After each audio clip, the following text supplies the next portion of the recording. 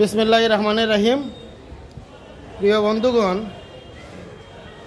বর্তমান সময়ে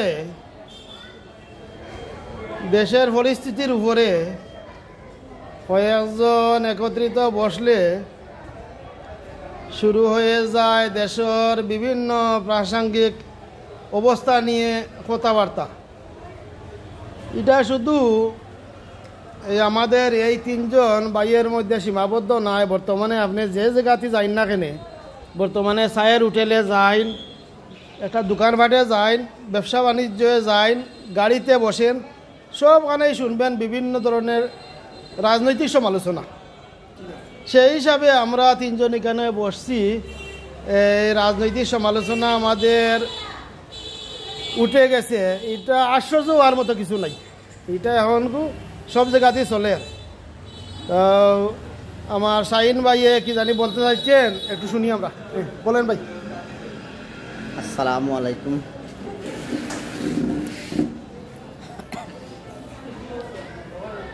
আসলে আমি তো কোনো রাজনীতি করি না, আর আমার এক প্রান্তীয় শব্দের বড় ভাই ডাক্তার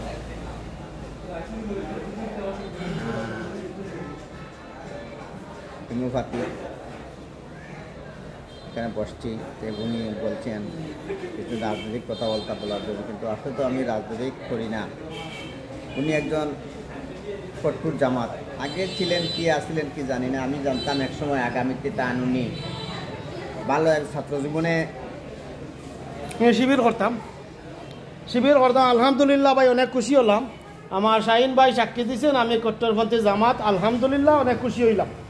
আচ্ছা, এখন আমার এই দাদা কিছু বলবেন? আমি আদাব, সালাম, নমস্কার। আমি কি বলবো, বলার তো কিছু নেই।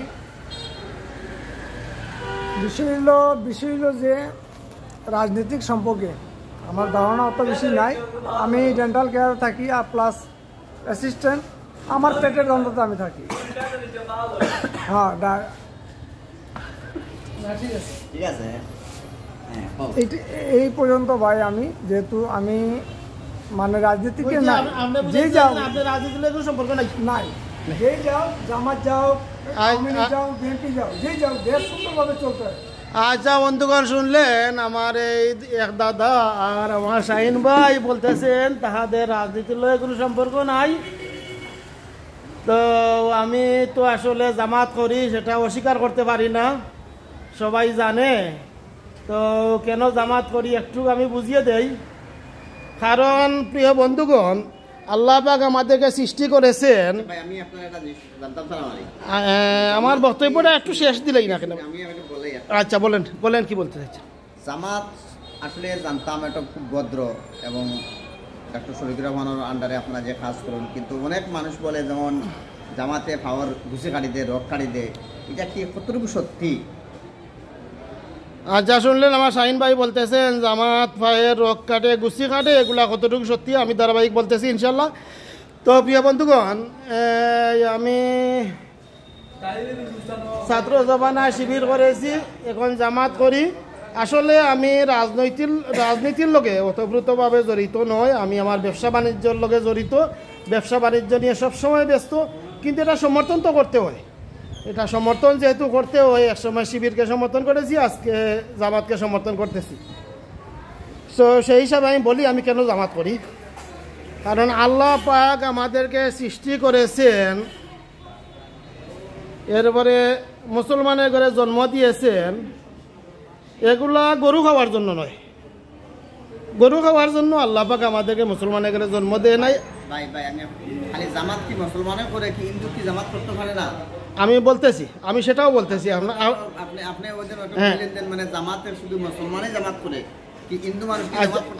আচ্ছা, আপনার তিনটা প্রশ্ন। একটা হইলো আমি কেন জামাত করি। দুই নম্বর প্রশ্ন আপনি কি করেছিলেন? আমার কথা বলতে দেন। আপনি বলেছিলেন আমি কেন জামাত করি, আমি এক নম্বরে সেটা বুঝাইমু। দুই নম্বরে আমি বুঝাইমু যে জামাত শিবির রক কাটে, এটা সত্য কি না। তিন নম্বরে আমি বুঝাইমু শুধু মুসলমানে জামাত করতে পারে, হিন্দু করতে পারে না কি না। এই তিনটা প্রশ্ন হইতো। এই তিনটা প্রশ্নের উত্তর ধারাবাহিক শুনেন। তো তো প্রথমত মুসলমান হিসাবে আমাদের দায়িত্ব আছে, আল্লাহ পাক আমাদেরকে সৃষ্টি করে আপনি রাজনৈতিক আলাপ করাতে আপনি এই এই এই ডেন্টালের ছবিটা থাকতে লাগে। আপনি যেহেতু আপনি এত রাজনৈতিক নেতা হিসেবে ভাই আমি রাজনৈতিক লিডার নাই রে, আমি হইলাম ডাক্তার, আমি পেশাজীবী। আপনি তো রাজনৈতিক কথা রাজনীতি করি আমার ইমানই তাগিদে, আমার ইমান রক্ষা করার লাগে। ইমানই তাগিদে আপনি খালি কইন রাজনীতি করুন, শুধু রাজনীতি বা রাজনীতি জামাত মিটিং যায় না, তার মিটিং যায় সাদা দিন, মাঝে মধ্যে সাদাবাজিও করুন। আমার এক সময় কইন 500 টাকা দিলে 1000 টাকা ভাই জামাত শরীক হইতাম, ঠিক আছে আল্লাহর নামে। নাউজুবিল্লাহ ভাই, আপনি আসি বাস দেও না, কারণ জামাত কোনোদিন সাদাবাজি করে না, জামাত শিবির সাদাবাজি করেছে এ ধরনের রেকর্ড। আরে ভাই আপনি নিজে সাক্ষী, আমি তো সাক্ষী, আপনি আমার নিজে চাইছেন আমার জামাত শিবির সাদাবাজি করেছে। জামাতে গতদিন এখানে যে অনুষ্ঠান ছিল জামাতে করছে বিমানবন্দরে চালু হবে। ভাই দেশ স্বাধীনের পরে আমার জন্ম হয়েছে, আমি দেশ স্বাধীনের পরে কখনো দেখি নাই জামাত শিবির কোনো জায়গায় সাদাবাজি করতে, সন্ত্রাসী করতে। আমি শুনেছি বিরোধী দলরা বলে যে স্বাধীনের আগে জামাত শিবির সাদাবাজি করছে, জামাত শিবিররা বেটিয়া আতাই দিছে। কিন্তু জামাত শিবির যদি বেটি আতাইতো, জামাত শিবির সাদাবাজি করতো, তাহলে এগুলা তো বর্তমানে কিছু আলামত পাইলাম মনে। এদের এই খাইসলত মানুষের খাইসলত তো বদলে না। বর্তমান জামাত শিবিরের এই ধরনের বর্তমান জামাত শিবিরের দিকে তাকাইলে আপনি অতীতের জামাত শিবির আপনি চিনতে পারবেন, যেগুলো আমরা দেখছি না। সুতরাং আমরা জামাত শিবিরের মাঝে এই ধরনের বেটি টানার কোনো খাইসলত বা এই ধরনের সাদাবাজির কোনো খাইসলত কখনো দেখি নাই আমার লাইফে, আলহামদুলিল্লাহ। তো প্রিয় বন্ধুগণ, এই জামাত শিবির কেন করি? আমরা মুসলমান, আমাদের ইমানি দায়িত্ব। আল্লাহ আমাদেরকে সৃষ্টি করেছেন দায়ী উম্মত বানাইয়া। আল্লাহর জমিনে আল্লাহর দিন কায়েম করতে হবে। আপনার প্রশ্ন একটা করে তো উত্তর দিতাম না, প্রতিটা প্রশ্ন উত্তর একসাথে দিতাম পারবো। একটা উত্তর দিন না তো, আপনি খালি হেড দিরা হেড খালি। আচ্ছা, আর আপনি ওই যে আমার কাছে কত লাগে সাদাবাজি যাইছেন ভাই, আপনি তো রাজনীতি করেন না, 1000 টাকা দোকান। আচ্ছা শাহিন ভাই যেভাবে কথা বলতেছেন আমাকে তো বলার সুযোগই দিচ্ছে না। আবার আমি বলি, আল্লাহর জমিনে আল্লাহর দিন কায়েম করা প্রতিটি মুসলমানের জন্য ফরজ দায়িত্ব। সেই হিসাবে জবাবদিহিতা থেকে বাঁচার জন্য জামাত করি, 1 নম্বর পয়েন্ট।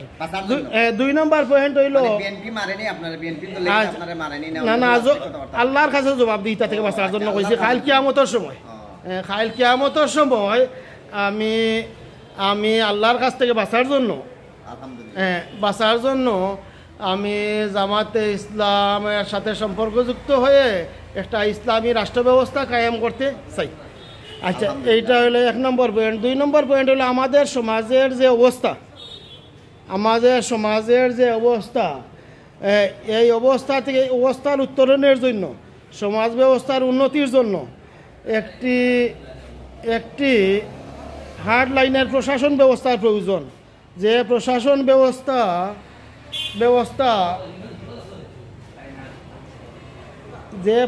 ব্যবস্থা ইসলামী আপনাদেরকে দিতে পারে, ইসলামী প্রশাসন ব্যবস্থা আপনি খোঁজ নিয়ে দেখেন। সেই হযরত উমর ফারুক রাদিয়াল্লাহু আনহুর সময়ে এই দেশে কোনো ধরনের দুর্নীতি ছিল না। আমরা সেই শাসন ব্যবস্থা যে আবার ফিরিয়ে আনতে পারি, তো আলহামদুলিল্লাহ আমাদের দেশ 100% শান্তি হবে। কারণ ভাই আল্লাহর আইনে কোনো ফাঁক থাকে না। আল্লাহর আইন বাস্তবায়ন করার পরে যে ঘুষ দুর্নীতি চলবে, এগুলা কোনো প্রশ্নই থাকে না। যে আইন আল্লাহ রসুল, যে শাসন ব্যবস্থা, যে বিধান, যে সমাজ ব্যবস্থা আল্লাহ রসুল সাল্লাল্লাহু আলাইহি ওয়াসাল্লাম আমাদেরকে শিখিয়ে গেছেন, সেখানে কোনো ফাঁকফুকা নাই, সেখানে কোনো দুর্নীতি থাকতে পারে না। তো এই কারণে মনে করেন আমি জামাত করি। এখন আপনার 1 নম্বর প্রশ্নের উত্তর গেল। 2 নম্বর প্রশ্ন আপনার কইতা জামাত শিবির রোগ কাটে গুছি কাটে কেন? বা এ ধরনের আমি দীর্ঘদিন থেকে জামাত শিবিরের রাজনীতি দেখতেছি। আলহামদুলিল্লাহ এদের চালচলন অত্যন্ত ভালো। এরা মনে করেন কোনোদিন যে রোগ কাটছে, গোষ্ঠী কাটছে, দুর্নীতির সাথে জড়িত হয়েছে, এ ধরনের আমি পাইছি না। আমার বয়স হয় দীর্ঘ এই 50-52 বছর। এই 52 বছরের ভিতরে আমি এগুলা দেখি নাই। অতীতে এগুলা যে করছে তাও বিশ্বাস করতে পারি না, কারণ 52 বছর যে মানুষটাকে আমি ভালো দেখেছি। এই জামাত শিবির এরা জামাত শিবিরের কোনো সদস্য যে কোনো রোগ কাটছে, গুছি কাটছে, ঘুষ দুর্নীতির লোকে জড়িত হয়েছে, সন্ত্রাসীর লোকে জড়িত হয়েছে, আমি এগুলা দেখতে পাচ্ছি না। আচ্ছা, যদি মনে করেন কোনো মানুষ এই তার ব্যক্তিগত কোনো অপরাধ করে, সেটা দলের উপরে টানিয়ে আনা যাইতো নাই, কিন্তু দলীয়ভাবে আমি পাই নাই। আমি দেখেছি এরা সবসময়ই ভালো। তো ও কারণে আমি জামাত শিবির করি। এখন আপনার 3 নম্বর প্রশ্নের উত্তর নেই, হিন্দুরা কি জামাত শিবির করতে পারে না? হিন্দুরা কি এদেশে তাদের মান ইজ্জত সম্পদ নিয়ে শান্তিতে থাকার অধিকার হিন্দুদের নাই? অবশ্যই আছে। কারণ ইসলামে কথা আছে, একজন মুসলিম শাসিত একটা রাষ্ট্রে, মুসলিম শাসিত একটা সমাজে যদি একজন হিন্দু, একজন অন্যান্য ধর্মাবলম্বী সামান্য ক্ষতিগ্রস্ত হয়, তাহলে এই শাসক, এই মুসলিম শাসক কাল কিয়ামতের সময় আসামির কাঠ করে দাঁড়াইতে হবে। সুতরাং আমি মনে করি হিন্দু, খ্রিস্টান, বৌদ্ধ সব ধর্মাবলম্বী মানুষ ইসলামের হাতে নিরাপদ। আর ইসলাম তো এমন ধর্ম, কাউকে জোর করে আপনার ধর্ম টানতে বাধা দেয়। সে তার স্বেচ্ছায় যদি আসে, যে ধর্ম যায়, বা স্বেচ্ছায় যদি সে ইসলাম ধর্ম গ্রহণ করে আপনার আদর্শ দেখে, তাহলে আমরা স্বাগত জানাই। কিন্তু আপনি যদি স্বেচ্ছায় সে আপনার ধর্মে না আসে, তাহলে মুসলিম শাসিত সমাজে একজন হিন্দুকে আপনি তার ধর্ম পালনের পূর্ণ সহযোগিতা করতে হবে। যে কোনো ধর্মাবলম্বী লোককে তার ধর্ম পালনে পূর্ণ সহযোগিতা করতে হবে, তার সমাজ ব্যবস্থা পরিচালনায় আপনি পূর্ণ সহযোগিতা করতে হবে। সুতরাং আমি বিশ্বাস করি ইসলামী সমাজ ব্যবস্থায় শুধু মুসলিম নয়, সব ধর্মাবলম্বী মানুষরা পূর্ণ নিরাপদ থাকবে। তো প্রিয় বন্ধুগণ, আমি কেন জামাত করি এইগুলা বুঝিয়ে দিলাম। তো এই কথাগুলো আমার নেটে চলে যাবে, এই সারা বিশ্বর মানুষে দেখতে পাবে। আপনারা কিছু বলা আছে?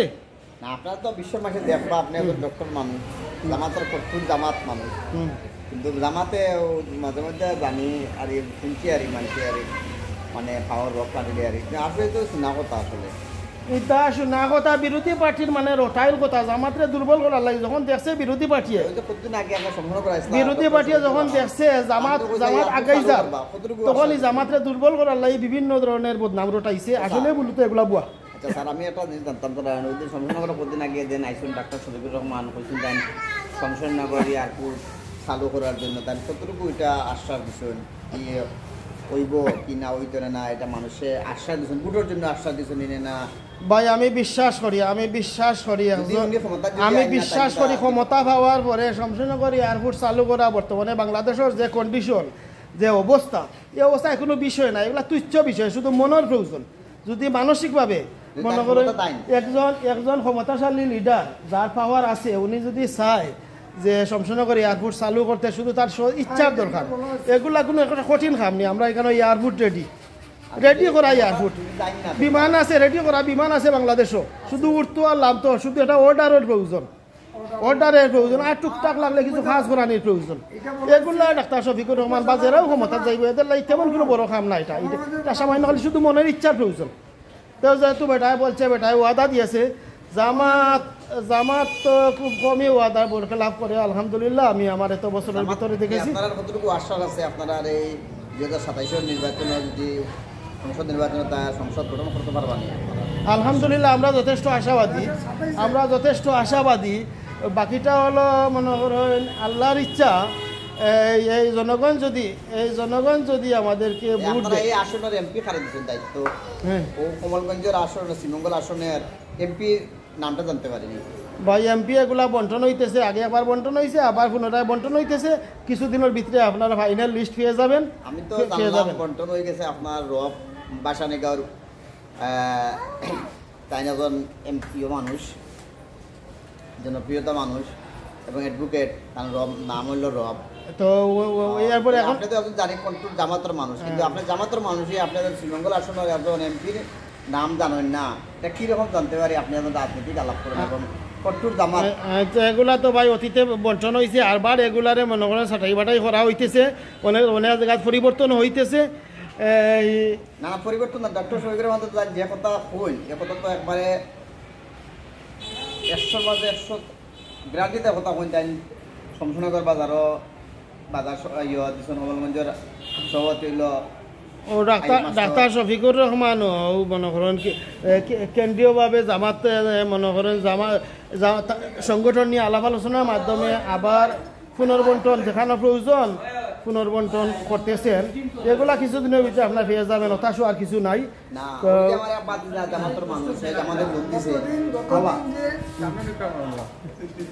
জামাতো যোগ দিছে না, আগামীতে যোগ দিবা।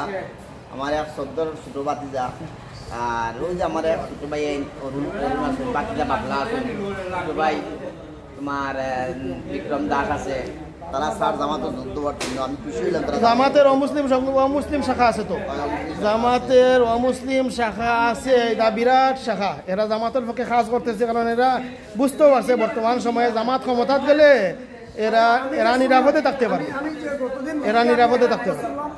যে কমলগঞ্জ এইখানে শামসনগর হওয়ার কথা। আচ্ছা আচ্ছা দাদা, আপনি বলেন আপনার জানা মতো ইন্টার চতুর্দিকে জামাত শিবিরের তো অভাব নাই, কোনো জামাত শিবিরের কোনো নেতার কাছে কোনো অমুসলিম নির্যাতিত হয়েছে এলা কোনো ঘটনা আপনি শুনতে পারছেন?